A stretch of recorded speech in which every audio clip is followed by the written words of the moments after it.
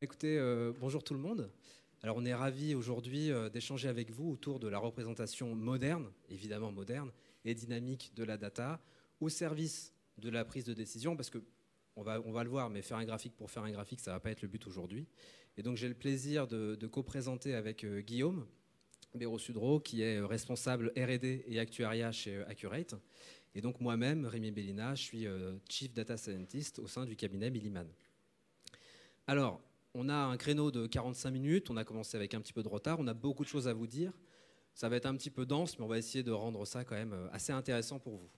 Alors, pour commencer, je suis désolé, je vais faire avec la molette, hein, j'ai pas forcément mieux. On va commencer tout de suite à échanger avec vous autour des enjeux de la data vise. Ah, installez-vous. Ça va me permettre de présenter un petit peu les bases. Alors, la data vise, c'est quoi? Ah oui, alors, en préambule aussi, il y aura énormément d'anglicismes. C'est pas tellement que je suis fan, mais surtout sur un créneau comme ça, des fois, c'est un petit peu pratique, donc je m'excuse par avance. Donc, la data vise, c'est quoi? C'est l'art. Alors, on a mis l'art un peu entre guillemets. Ça se saurait hein, si les statisticiens actuaires, data scientists étaient des artistes. Donc, on va plutôt parler de science ici, de représenter les données de façon pertinente, bien sûr, et explicite. Un graphique que vous pourriez faire, et derrière, la personne qui doit l'interpréter va mettre plus de 5 minutes parce que vous n'êtes pas là pour lui expliquer, c'est rarement qualifié d'être un bon graphique.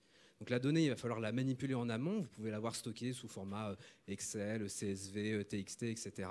Il faut la transformer, parce qu'on ne va pas simplement la réécrire, sinon on ne va pas qualifier ça d'une représentation graphique en général. Donc il faut la transformer, il faut la modifier pour la restituer en sortie. Bien sûr, alors vous les connaissez déjà, hein, il y a plein de graphiques qui sont possibles, les scatterplots, donc les nuages de points, les barres graphes, les graphiques en camembert, etc. Il y en a plein, il y en a même sûrement plein d'autres que vous ne connaissez pas forcément.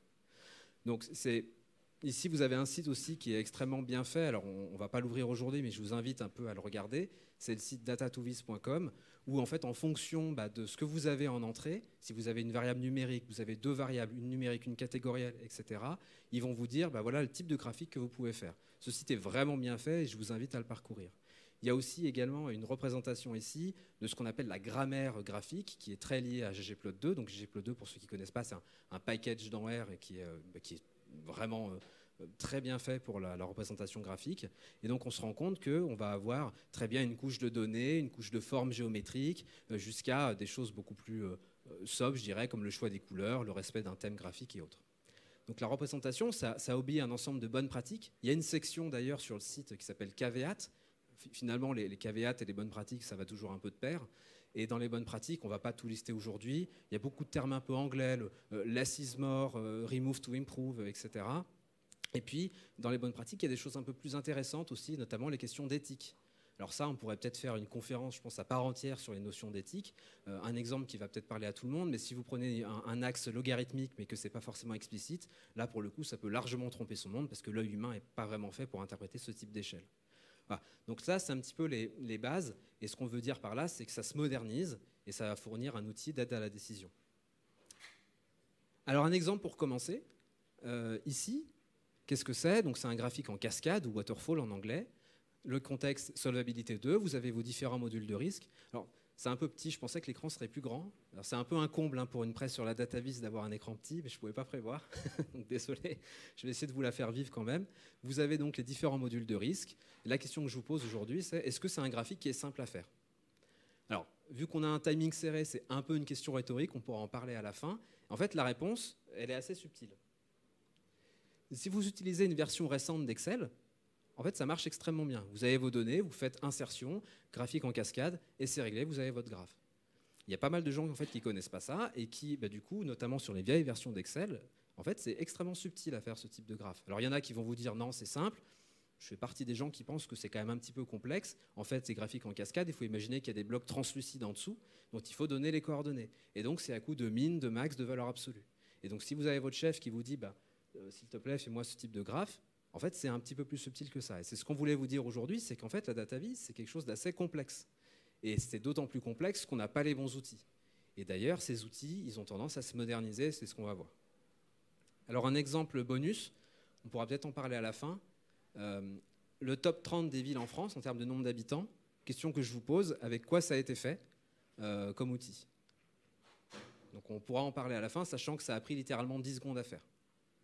Donc j'espère que ça titille un peu votre curiosité, et si vous voulez, on pourra en parler post, ou si vous avez une idée, n'hésitez pas, on peut rendre ça un petit peu plus vivant, il n'y a pas de problème. Alors en termes d'outils, justement, il y a tout un ensemble d'outils. Alors les outils un petit peu BI, on a fait la règle des 3 ici, on en a cité 3 qui sont, je pense, les plus répandus au sein des compagnies d'assurance, Tableau, Power BI et Qlik, qui fonctionnent extrêmement bien. Ça va se permettre de se brancher directement à vos SI, et vous allez assez facilement en fait, réussir à faire vos représentations graphiques. Si vous avez des modifications de données un peu lourdes, parfois ça peut être un peu compliqué, mais ça fonctionne quand même assez bien. Si vous voulez directement intégrer et vos retraitements de données un peu lourds avec de la représentation, vous pouvez rester dans le domaine de l'open source. Et donc ici, on vous a mis également différents logos. Donc, je ne vais pas tout citer. Il y a peut-être quelque chose qui peut vous interpeller par contre, c'est la présence du logo de Jupyter Notebook ou de AirShiny ou de Python Streamlit. Alors pour ceux qui ne connaissent pas, en fait, ce sont des environnements qui vont permettre de créer soit des pages HTML, soit carrément des applications web.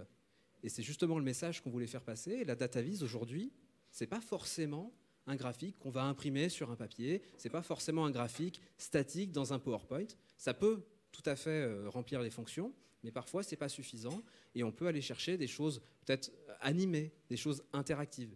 Et là justement, des rapports HTML ou des applis web, ça fonctionne très bien. Alors on va prendre un exemple. Je vais tout de suite passer sur ce slide. Vous êtes un assureur MRH et vous voulez enrichir votre système d'information avec des données publiques. En l'occurrence ici, donc pour ceux qui connaissent, c'est la base DVF, de demande de valeur foncière. En gros, un historique de toutes les achats / ventes d'appartements et maisons. On va faire un focus sur les maisons aujourd'hui. Et nous, ce qu'on aimerait voir, c'est le prix moyen au mètre carré en fonction des départements. Derrière, ça va peut-être nous permettre d'affiner notre structure tarifaire, peut-être pas. À minima, mieux connaître notre portefeuille et avoir sans doute une meilleure segmentation de notre valeur client. Donc c'est ça le contexte. Et vous découvrez la donnée, donc vous l'importez, vous faites un premier graphique sous Excel, donc c'est celui qui est représenté ici, qui fonctionne. On se rend compte de pas mal de petites subtilités, on ne voit pas tous les départements, et puis il va falloir passer pas mal de temps à expliquer le message qu'on voulait faire passer. Donc une amélioration de ce graphique. Alors je vous préviens, vous n'allez rien voir avec le slide, parce que du coup c'est tout petit, mais c'est pas grave. Ici, vous avez une représentation qui a été beaucoup plus travaillé. Alors, ça a été fait en ggplot2 pour ceux que ça intéresse, donc open source en R. Et ici, on a mis tout de suite en évidence l'Île-de-France. Parce que je ne vous l'ai pas dit, mais c'était la région avec laquelle j'avais envie d'échanger avec mon manager, c'est l'Île-de-France. On a aussi trié les données, on a échangé les axes. Bref, il y a plein de choses qu'on a pu faire ici. Je ne vais pas tout lister, mais le graphique est plus clair. Et surtout en réunion, vous allez gagner énormément de temps pour dialoguer sur ce graphique-là. En parallèle, on a rajouté également un graphique où vous avez, donc pour les régions Île-de-France, vous allez avoir les densités de probabilité. Donc ça, c'est un graphique qui ne s'adapte pas à tout le monde. Typiquement, vous présentez ça à des gens qui n'ont pas l'habitude de manipuler des densités de probabilité, c'est assez difficile en fait à rentrer dedans. Donc là aussi, c'est un point important. Ne mettez pas des graphiques trop complexes. Et donc, il faut toujours s'adapter un peu à son auditoire. Alors, ensuite, il y a une dimension temporelle qu'on aimerait ajouter. Parce que là, je ne vous l'ai pas dit, c'était marqué, mais on n'a pas forcément le temps de rentrer dans tous les détails, c'était 2021. Mais en fait, on a 5 ans d'historique. Donc ce qu'on aimerait faire maintenant, c'est regarder l'évolution de ces prix en fonction des années.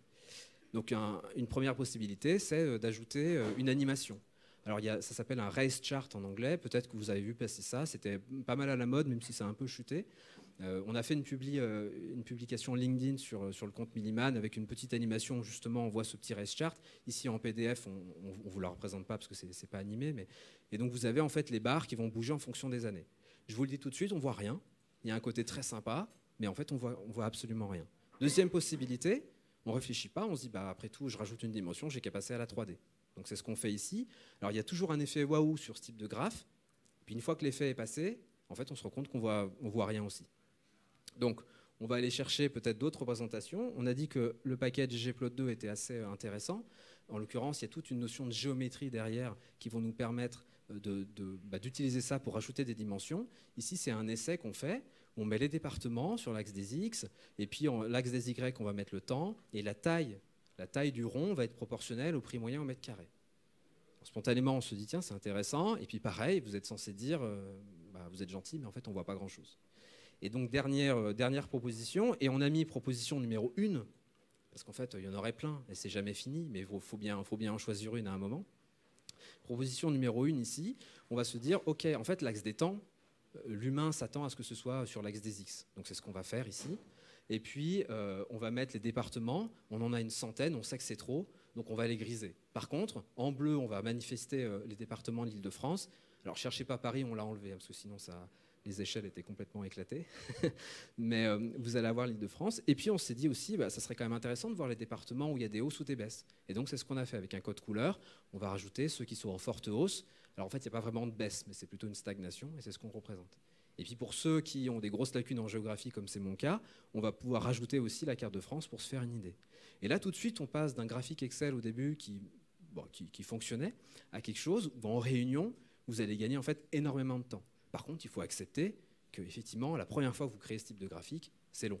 Et ça c'est indéniable. Mais plus vous en faites, plus c'est simple.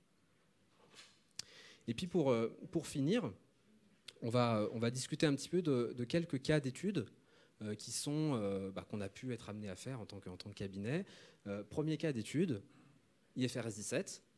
Donc ce que vous souhaitez faire, c'est vous avez vos calculs en comptes sociaux, et puis vous avez vos calculs IFRS 17, et vous cherchez un peu à analyser qu'est-ce qui a pu se passer entre les deux, donc faire une sorte de variation analysis. Donc en général, IFRS 17, vu qu'il y a pas mal de calculs un peu comptables, il y a forcément des maquettes Excel qui traînent un petit peu ça et là. Vous pouvez rester dans Excel, même potentiellement pour faire des calculs, si vous utilisez une version un peu... Alors on a mis ça Power, alors c'est Power Query, Power View, voire même Power BI, parce que Power View c'est un peu désuet, mais ça fonctionne. Également R, qui s'accorde très très bien avec des maquettes Excel. Et donc ici, l'illustration que vous avez, c'est une application AirShiny qui va vous permettre d'interagir avec vos interlocuteurs pour analyser un peu ce qui a pu se passer. Donc ça, c'est un premier cas d'étude, et on voit qu'on n'est pas simplement sur un graphique, on est aussi sur carrément la création d'une appli web. Je regarde où j'en suis. Deuxième exemple, l'ajout d'une donnée externe. Alors, l'exemple qu'on a pris tout à l'heure ensemble, c'était la base DVF. Ici, on va en prendre une autre base publique. C'est la base BAAC, qui est dispo aussi sur DataGouv. Et en fait, c'est les accidents de la route. Alors, c'est stocké sous plusieurs bases, donc il y a un peu de pré-processing à faire quand même en amont.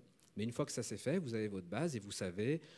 Bon, je ne vais pas tout détailler parce qu'on va se perdre un peu dans la structure, mais on va dire que ce qu'on veut faire aujourd'hui, c'est analyser un peu peut-être l'impact Covid sur l'accidentologie corporelle sur les véhicules légers. Et donc, ici, ce qu'on a mis en œuvre, c'est un dashboard avec Power BI qui fonctionne très bien. On peut très facilement mettre des cartes et puis rajouter aussi des barres graphes. Et donc ça, c'est quelque chose que vous allez pouvoir venir avec ce type de représentation en réunion et échanger directement avec les personnes. Même ce dashboard, pour peu que vous le partagiez au sein de votre entreprise, vous pouvez envoyer le lien SharePoint, si vous voulez, ou équivalent à vos collègues qui vont pouvoir se connecter directement sur votre dashboard. Et donc ça fonctionne bien. Un troisième exemple ici, vous êtes un assureur et vous souhaitez, notamment sur le second semestre, analyser un peu votre processus de renouvellement des contrats, ou alors vous voulez regarder un peu plus largement les entrées et sorties du portefeuille. Donc pour faire ça, vous aviez l'habitude de partager des présentations PowerPoint, de le faire ça à la main, de façon hebdomadaire. Alors au début mensuel, et puis au fur et à mesure que l'année avance, plutôt hebdomadaire. Ici, une première possibilité, c'est déjà d'automatiser ça avec R et Python. Donc on peut automatiser les rapports PowerPoint, voire même, on peut remplacer le PowerPoint par un rapport HTML. Et l'avantage, c'est que dans ce rapport, vous allez pouvoir embarquer des représentations interactives.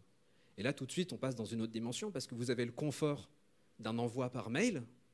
Donc vous gardez en fait vos automatismes d'avant. Votre chef, il voulait un mail, il a son mail. En revanche, dans le mail, il a un fichier HTML sur lequel les graphiques, on peut zoomer. Donc ici, vous devinez un peu ce qu'on peut faire. Et surtout, quand vous passez votre souris, vous avez des informations sur chacun des points.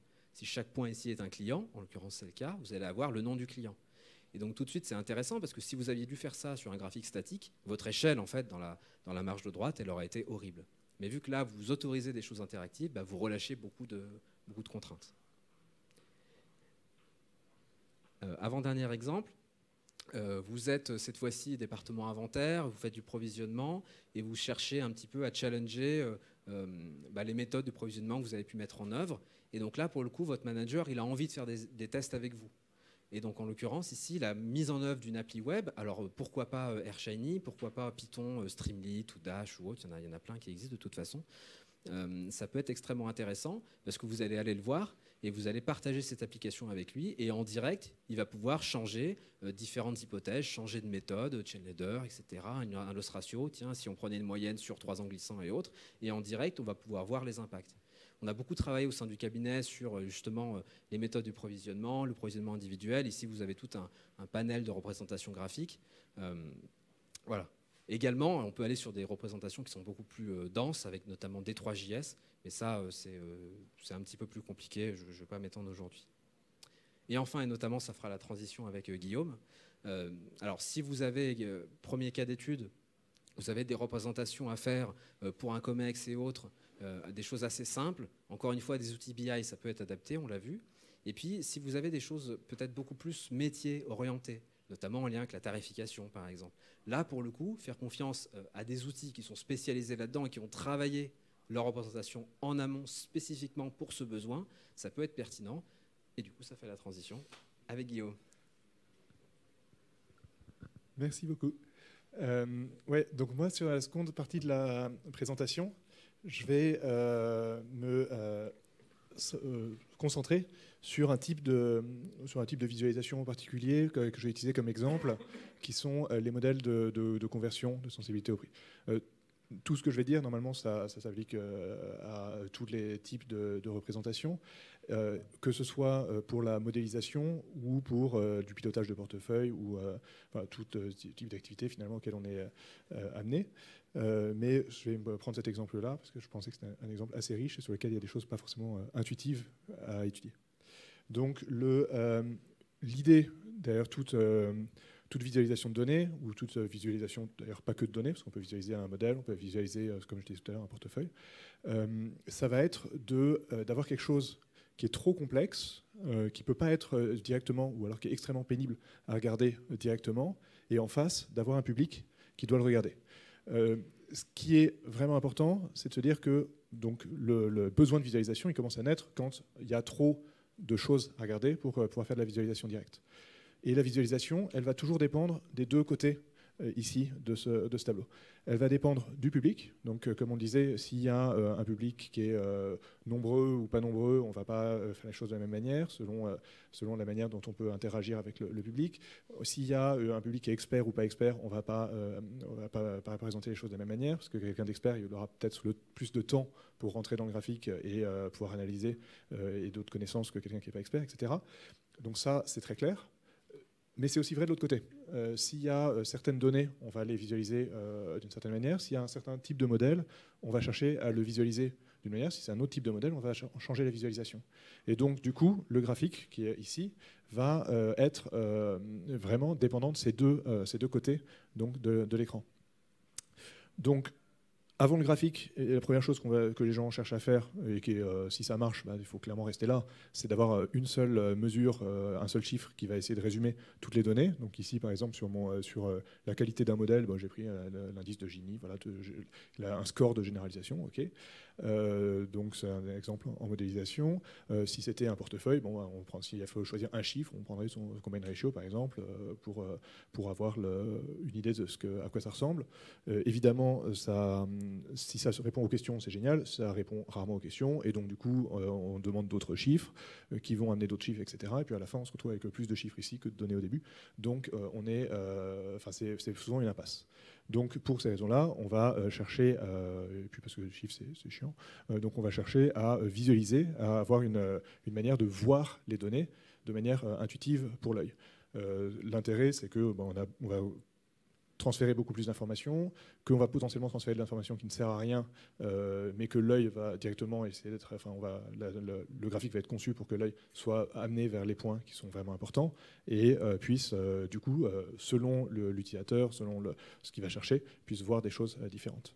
Et évidemment, comme on disait, un graphique, c'est jamais la solution à tous les problèmes, à toutes les données ou à tous les utilisateurs. Et donc, du coup, on a toujours, selon la question, selon l'utilisateur, selon la donnée, une série de graphiques qui est potentiellement pertinente. Donc, voilà, pour résumer l'idée, le graphique, ça permet la visualisation, ça permet de garder contact avec les données. Et évidemment, dans une modélisation ou dans un pilotage de portefeuille, plus on est en contact avec les données, à chaque décision, à chaque étape, mieux ça se passe. Ça, c'est évident. Le data scientist moyen qui prendrait les données au début, ferait plein de trucs et puis calculerait juste un score à la fin sans jamais regarder entre-temps à quoi ressemblent ces données, à quoi ressemblent ces résultats, à quoi ressemblent ces modèles, ces prédictions, etc., risque énormément de faire des erreurs. Et chaque graphique va permettre de retirer ces erreurs-là. Mais les graphiques vont dépendre du public, vont dépendre des données, du modèle, du KPI qu'on est en train de regarder. Et donc, du coup, ça fait que la combinaison de tout ça explose et ça fait que le travail de création des graphiques devient vite très, très lourd. Donc, je vais vraiment prendre des exemples de visualisation de modèles. Déjà, avant d'aller aux demandes, je vais commencer par quelque chose de bien connu, je pense, pour tous les gens qui ont fait de la tarification, modèle de coût de prime pure. Souvent, ils sont représentés avec ce type de visualisation. Donc, pour ceux qui ne connaissent pas, ici, on a l'exposition, donc la quantité de données disponibles. Donc là, on a le nombre de pièces pour l'assurance MRH et le niveau de risque, par exemple la fréquence de sinistre. On voit qu'on a une exposition importante jusqu'à un certain niveau directement. Et après, au-delà, on voit qu'on n'a plus de données. On a le risque observé en violet. Donc, on voit pareil une tendance croissante, mais quand on n'a plus de données, on voit qu'on a de plus en plus d'aléas. Le risque prédit en orange et le modèle lui-même, donc le modèle qui est créé en vert, qui correspond à la manière dont les prédictions vont être calculées.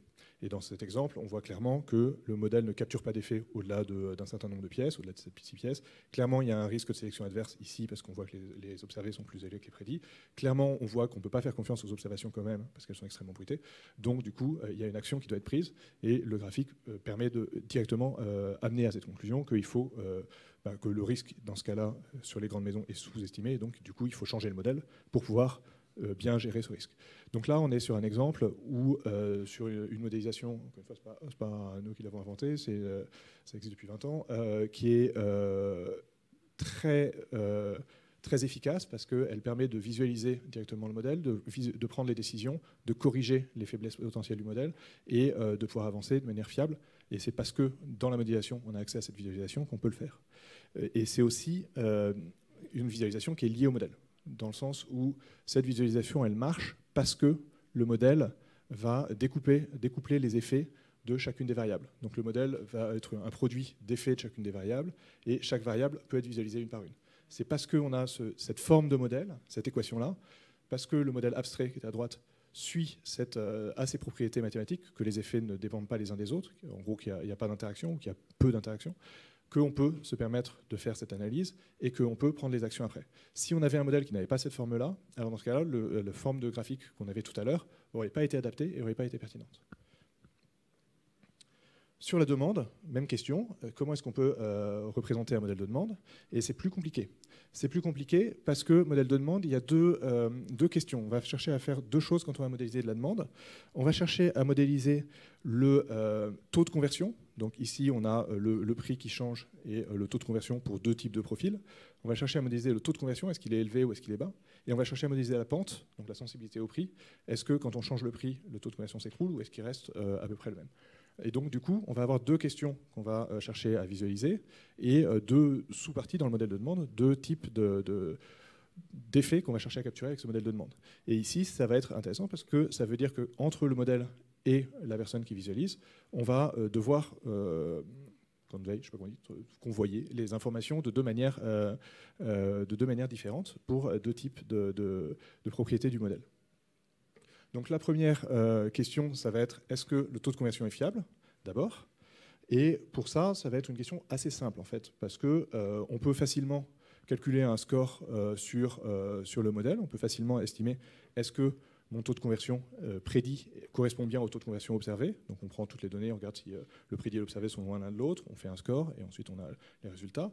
Donc ça, c'est comme un modèle comme tous les modèles classiques. En fait, il n'y a pas de vraie question là-dessus. On peut facilement noter la performance d'un modèle et avoir une vision agrégée avec un seul chiffre du modèle. Ça ne va pas répondre à toutes les questions, mais ça va permettre d'avoir une première vision sur ce qui se passe. L'autre manière de faire, donc, il va être de montrer un graphique pour, par exemple, ici, une des variables, je crois que c'est l'âge du véhicule dans ce cas-là, et regarder le graphique comme tout à l'heure, où on avait un modèle qui est multiplicatif pour le taux de conversion, et on peut facilement visualiser le modèle, les observations, les prédictions ensemble. Et donc, pareil, ça s'y prête très bien parce qu'on on cherche à visualiser la performance sur un point à chaque fois. Et ça se passe bien. Ce qui est intéressant, c'est si on change, et au lieu de visualiser un seul point, on va chercher à visualiser une courbe, enfin une pente à chaque point. Et ici, on se retrouve avec des difficultés, que ce soit pour visualiser le pouvoir prédictif, pour agréger tout le pouvoir prédictif du modèle dans un seul chiffre, ça sera plus possible. Et pour pouvoir visualiser le modèle avec un dessin comme on le voyait tout à l'heure, ça va être beaucoup plus dur, parce qu'on ne peut plus avoir la pente moyenne sur un segment. C'est plus quelque chose qui est directement observé sur nos données. Donc du coup, c'est un exemple où, typiquement, la création d'une visualisation qui va faire l'intermédiaire entre le modèle et l'utilisateur, et l'expert, dans ce cas-là le modélisateur, va être beaucoup plus ardue que ce qu'on a d'habitude. Donc là, il y a deux réactions possibles. Soit c'est de dire, c'est pas grave, on va arrêter de visualiser, ce qui n'est pas forcément la meilleure idée. Soit il faut recréer une visualisation qui va répondre à ce besoin-là, nouveau, et recréer une visualisation qui correspond, qui permet de gérer la qualité des modèles de demande qu'on est en train de créer et gérer la qualité de notre modélisation. Et du coup, de créer ce genre de modélisation, ça va permettre de sélectionner le bon modèle et donc du coup de pouvoir avancer dans la modélisation. Dans cet exemple, j'ai sélectionné 3 modèles. En haut, j'ai donné le score en généralisation. On voit que c'est pratiquement le même sur les 3 modèles. En bas, j'ai donné un graphique qui représente les pentes sur chacun des 3 modèles. On voit que celui de gauche va capturer très peu d'effets, celui de droite va capturer des effets modérés, celui de milieu, et celui de droite va capturer des effets complètement aléatoires. Et donc, du coup, on est clairement sur 3 modèles qui sont à un comportement très différent, mais si on fait juste un seul score, on va passer à côté. Donc, pour calculer, ces visualisations sont vraiment extrêmement importante pour la prise de décision dans le cadre de la modélisation ici, pour l'expert. Et pour les calculer, en fait, ce qu'on va devoir faire, c'est mesurer pour chaque personne, pour chaque profil, mesurer une élasticité. Donc on ne va pas le faire au niveau individuel. En revanche, on va le faire par segment. Et ce qu'on voyait tout à l'heure, c'était des segments, la base de données segmentée par âge du véhicule. Et du coup, pour chaque segment, on va pouvoir mesurer l'élasticité, qui est une mesure théorique, et du coup, représenter cette élasticité qui va être mesurée sur les données. Donc dans cet exemple, ici, si on prend tous les gens qui ont un véhicule qui a 9 ans, hop, on voit que la pente, ici, quand on fait varier le prix entre moins 5% et plus 5%, la pente a cette forme-là. Donc le taux de conversion varie entre 0,5 ici et 6%. Alors que sur les gens qui ont un véhicule neuf, ici, on voit que la pente varie entre 0,2 et 0,6% à peu près. Donc il y a un cas où on était multiplié par 12, l'autre cas où on est multiplié par 3 quand on change le prix de 10%. Donc conclusion, effectivement, c'est l'effet qu'on visualise dans ce graphique-là correspond bien à l'intuition qu'on a. Donc ici, la sensibilité au prix est faible, là elle est élevée, et on peut le visualiser en un seul graphe. Mais ce graphe-là, il n'est pas trivial, parce qu'en fait, chaque point ici, c'est une pente. Donc quand on dit que chaque point ici, c'est une pente, ça veut dire que chaque point ici, c'est en fait un modèle, en vrai. Pour pouvoir afficher ce point, c'est-à-dire qu'il faut calculer la pente de ça, c'est-à-dire qu'il faut faire une petite régression linéaire ici, et reprendre le coefficient de cette régression linéaire pour savoir si la pente est élevée ou faible, et pouvoir le représenter en le refaisant sur chacun des levels, enfin des modalités. Même chose de l'autre côté, donc la pente mesurée va être différente, donc le graphe va avoir une valeur différente. Voilà. Donc dans cet exemple-là, je pense que c'est un exemple qui rejoint ce que tu décrivais tout à l'heure quand tu disais que la préparation des données et même en fait potentiellement des modélisations intermédiaires qui servent à faire un graphique pour représenter, c'est quelque chose de clé. Et dans cet exemple, c'est un investissement particulièrement conséquent parce qu'il faut calculer toutes les pentes, les agréger dans un graphe et ensuite les présenter à l'utilisateur. Et en plus de ça, on notera que ce graphique-là a du sens sous la même condition que ce qu'on avait tout à l'heure. Ça a du sens si le modèle est adapté. On s'est donné tout ce mal-là parce que la pente prédite, ici, va être aussi un produit d'effet de chacune des variables. Et du coup, elle pourra être mise face à la pente observée et la pente prédite, ce qui permettra d'utiliser les graphiques qu'on voyait tout à l'heure et donc d'interagir avec les graphes comme on veut. Si on n'avait pas cette forme-là, de nouveau, tout ce que je viens de dire tout à l'heure était caduque et en fait n'aurait pas eu d'intérêt parce que la pente prédite par segment n'aurait pas été quelque chose d'actionnable pour le modélisateur. Ça a du sens que parce que le modèle est adapté. Si on utilise un autre modèle, il faudrait faudrait recommencer complètement à zéro en fait sur la manière de représenter le modèle, les données et la modélisation. Voilà, donc en conclusion, je pense que c'est vraiment clé, donc, évidemment, de garder en tête quand on fait une modélisation, quel interlocuteur on a en face de soi, parce que ça va changer la visualisation qu'on cherche à faire. C'est aussi vrai côté des données, c'est clé de garder en tête que un graphique, une visualisation, ça va être totalement lié aux données, et dès qu'on change l'un ou l'autre, on se retrouve à avoir un graphique qui n'a potentiellement plus d'intérêt, et de continuer à manipuler des graphiques sans intérêt en ayant l'illusion soit de transmettre de l'information, soit nous-mêmes de comprendre ce qu'on est en train de faire, ça peut être dangereux.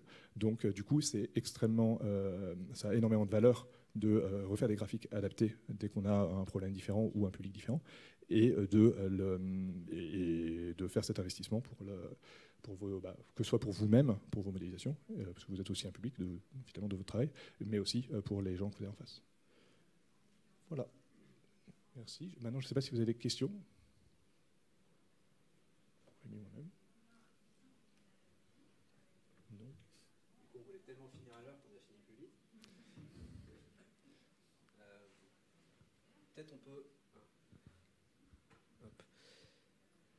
Peut-être pour déverrouiller un petit peu, est-ce que vous avez eu le temps de repenser à des... Je ne sais plus quel slide c'était par contre. Hop. Je ne sais pas si vous avez eu le temps de repenser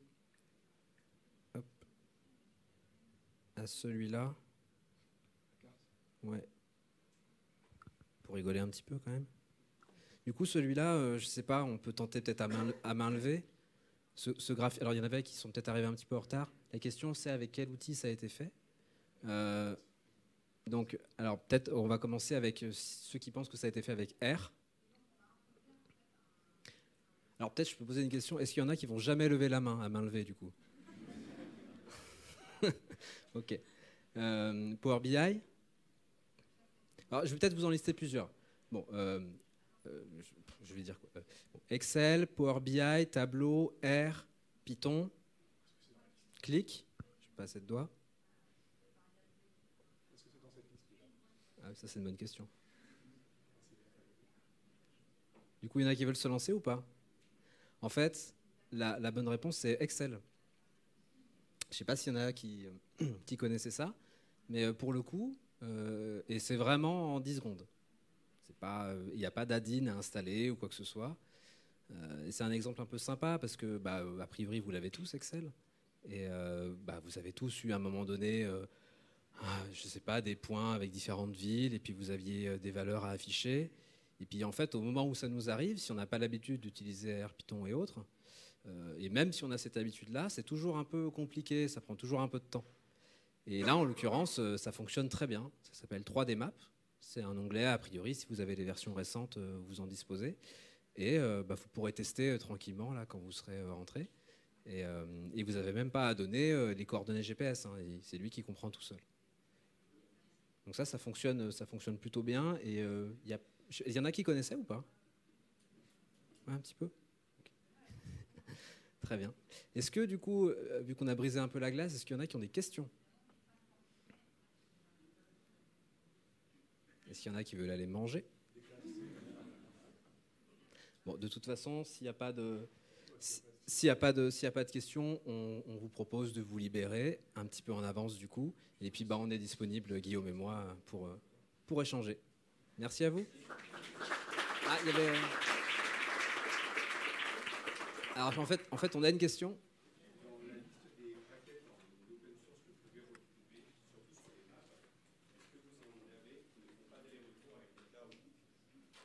Qui font pas d'aller-retour?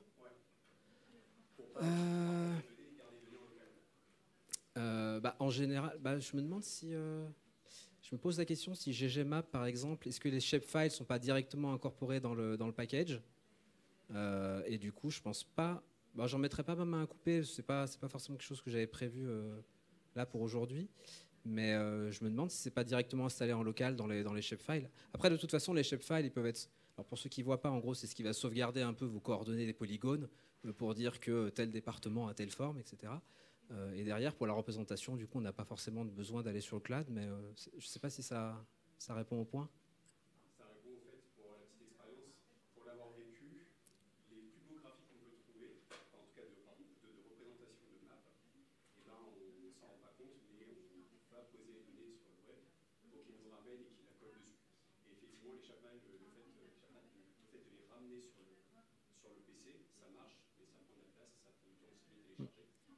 Et c'est pas aussi sexy que ce qu'on peut trouver. Après, il y a quand même des providers qui le proposent de manière sécurisée certaines choses, mais c'était aussi pour partager, faire attention aussi l'utilisation des maps, que les données vous appartiennent jusqu'au bout et faire attention à ce qu'ils font. Ouais, effectivement, le point est bon. Ouais. Allez, allez-y. Merci tout le monde.